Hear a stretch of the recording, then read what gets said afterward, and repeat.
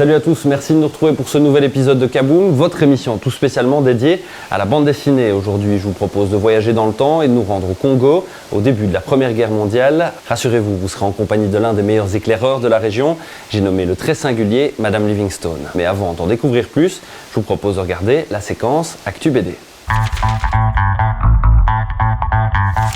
On débute cette séquence Actu BD en parlant gros sous. La BD franco-belge à la cote. Que ce soit chez Sotheby's le 7 mars ou chez Christie's le 14, ce sont près de 10 millions d'euros d'originaux de bande dessinée qui se sont arrachés en vente publique. Un record mondial. À côté de références comme Hergé ou Uderzo, des auteurs comme Moebius, Bilal, Herman et Pratt ont vu leur cote littéralement s'envoler. Enfin, quelques records pour des auteurs contemporains, avec la vente des couvertures de Long John Silver de Mathieu Laufray à 43 500 € et du Tueur de Luc Jacamon à 20 000 €. On voyage avec Rosinski, le papa de Torgal, dont vous pouvez admirer les premières œuvres issues de son pays natal, la Pologne, jusqu'au 31 mai au Centre belge de la bande dessinée. Rayon grand retour, j'appelle Bob Moran, l'aventurier contre tout guerrier, avec une version contemporaine des aventures du célèbre héros, dans lesquelles vous pourrez retrouver tous les personnages cultes de votre enfance. Le premier album, Les Terres Rares, est prévu pour octobre 2015. On profite de cette séquence Actu BD pour un petit appel au public. Dupuis est en effet à la recherche d'originaux de Franquin afin de compléter son travail d'hommage au père de Gaston Lagaffe. Conclusion, si vous disposez d'un bon scanner et d'un original, vous venez de gagner des amis. Et au niveau trouvailles, un petit vénard vient de mettre la main sur les planches originales et inédites d'une courte aventure de Spirou, dessinée par Rob Vell, le créateur de la série. Ces pages sont à découvrir dans le numéro 4016 du Spirou Magazine. La séquence Actu BD, c'est tout pour aujourd'hui. Rendez-vous le mois prochain. Plantant son décor sur les bords du lac Tanganyika en 1915, l'album Madame Livingstone nous dévoile la rencontre entre un officier de l'armée belge et son éclaireur Alexis Livingstone. Nous sommes allés à la rencontre de Barli Barouti, le dessinateur de cette magnifique aventure humaine, et vous allez vous en rendre compte, il y a pas mal de similitudes entre l'auteur de cet album et son héros.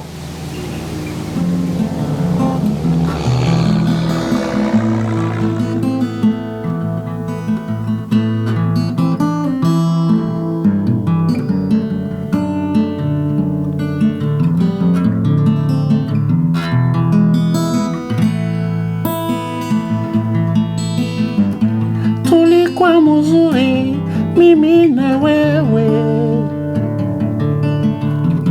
hata kama mateso ilipita, haungipasha kwenda vile, na kwenda mukazi na rudi hauko.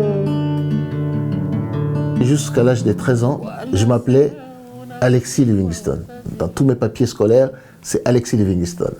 Jusqu'au moment où Mobutu est arrivé et qu'il a décidé qu'il changeait de politique, on va rentrer dans une politique de recours à l'authenticité et on devait changer tous les noms qui avaient la connotation européenne, occidentale. Je suis devenu Barouti Kandolo Lilela.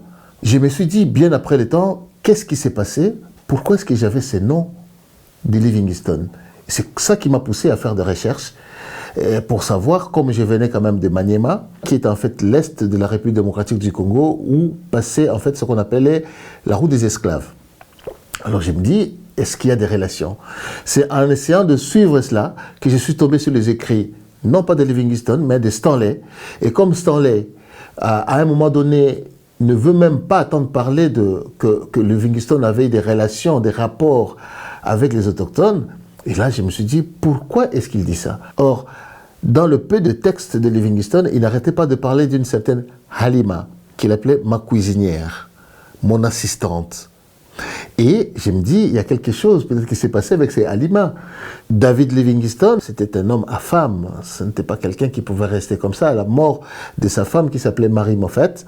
D'ailleurs, la preuve, quand l'aventurier Stanley est allé le chercher, il a dit « Laissez-moi mourir ici parmi les miens ». Qu'est-ce que cela veut dire? Ça veut tout dire.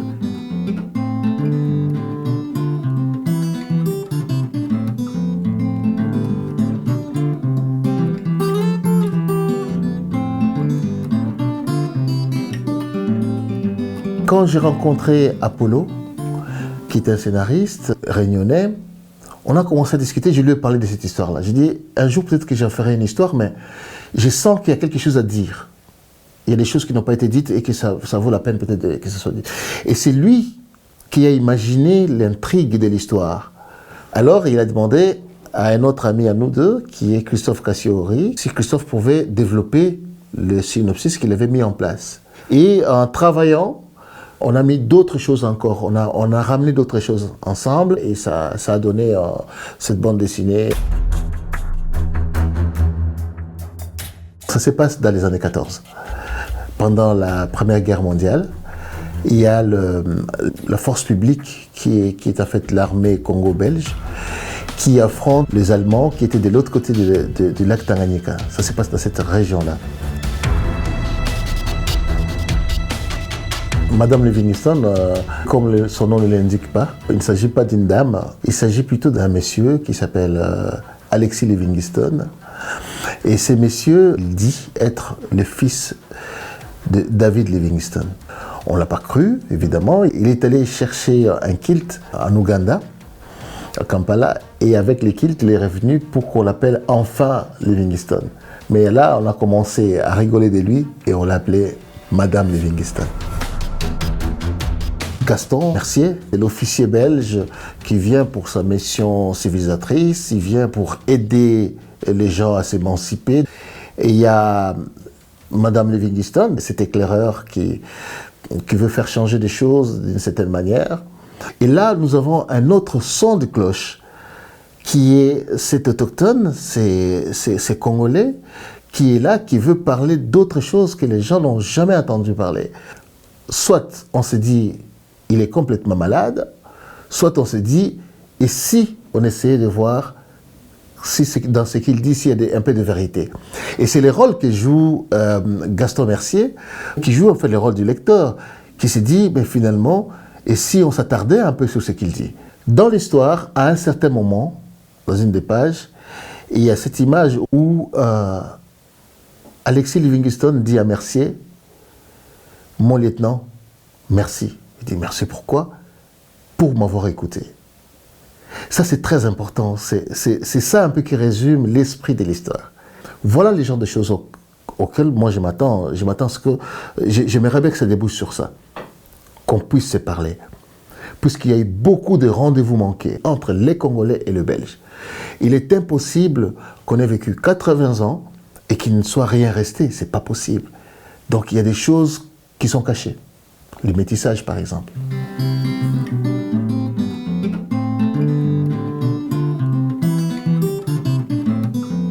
Il est très difficile de faire la part des choses entre la fiction et la réalité parce que finalement, la fiction sert un peu la réalité. La chose que j'ai essayé de démontrer là-dedans, dans cette bande dessinée, moi et mes scénaristes, c'est le fait qu'il y a des choses qui avaient existé et qui ont été éludées dans l'histoire connue du Congo belge. Et c'était intéressant pour moi d'essayer de faire ressortir des choses. Quelque part, c'est aussi un peu une bouteille à la mer que je lance comme ça. Et je crois que c'est ça aussi la force de cette bande dessinée. On s'attend à un roman graphique de guerre et on tombe sur toute autre chose. C'est ça qui est intéressant. Et montrer qu'il y a moyen de voir les choses autrement.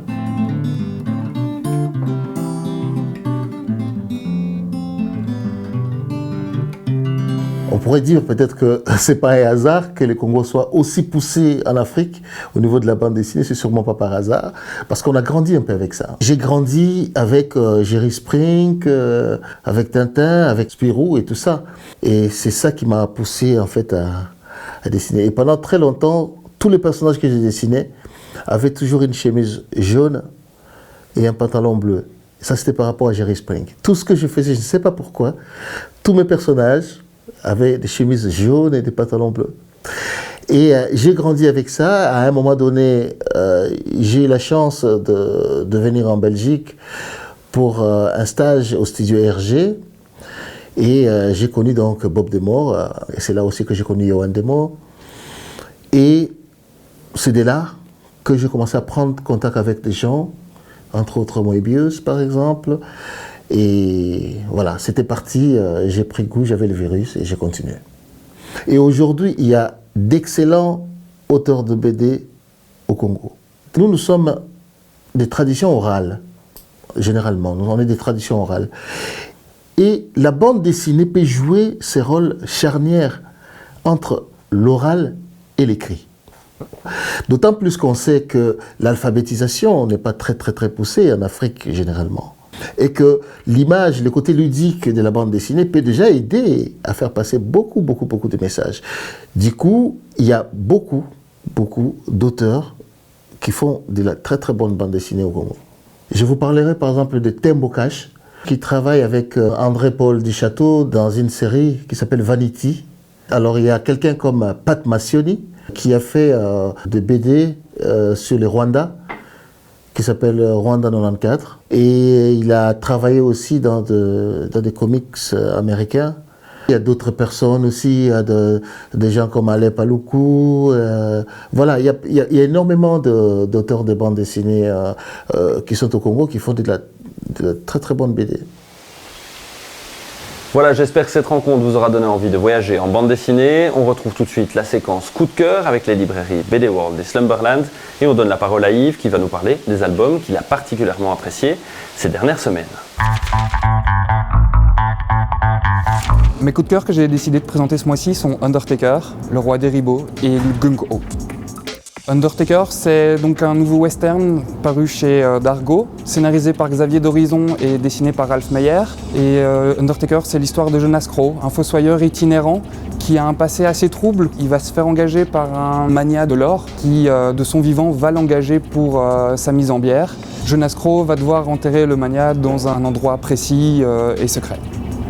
C'est intéressant dans le sens où c'est un savant mélange entre Blueberry, Bouncer, même un peu Le Révérend. C'est parfait parce que ça manquait dans le panel des BD de western. Donc c'est juste, il est parfait, il arrive à point nommé.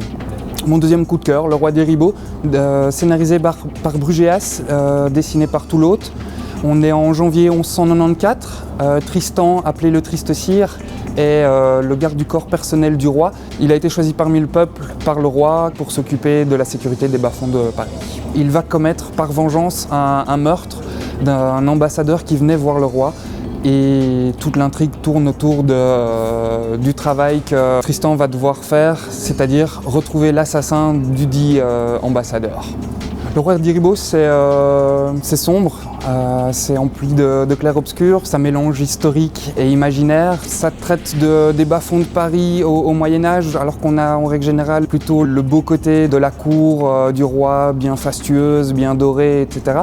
Qu'ici, on est vraiment dans les bas-fonds, l'obscurité et l'envie de comprendre pourquoi et comment les gens ont réussi à passer cette période et cette époque. Mon dernier coup de cœur, Gung-Ho, dessiné par Von Kuman, scénarisé par Von Eckersberg. C'est une histoire post-apocalyptique où des adolescents vont faire face à la plaie blanche, qui sont en fait des gorilles, des ours blancs, carnivores, qui n'ont qu'un seul rôle, décimer les humains de la planète. Et ces adolescents sont entourés d'adultes, vont devoir apprendre à se protéger, à protéger les leurs.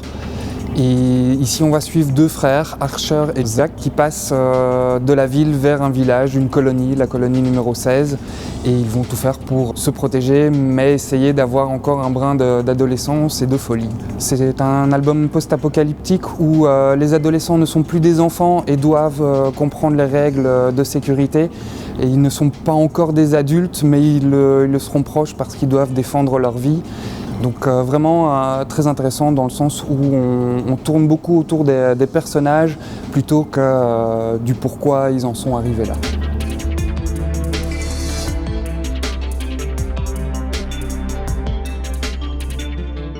Voilà, l'émission est terminée pour aujourd'hui. On se donne rendez-vous le mois prochain pour de nouvelles aventures ou tout de suite sur notre page Facebook. Vous êtes déjà plus de 3500 à nous suivre, mais avant de se quitter, on retrouve une dernière fois Barli Barouti. Allez, musique maestro. Sitaweza kumunyonyesha yeye, mama wake kuchimbio yeye, nipona nalia mahaba, ikiwe shida kuya tuongee, ikiwe shida kuya tuongee.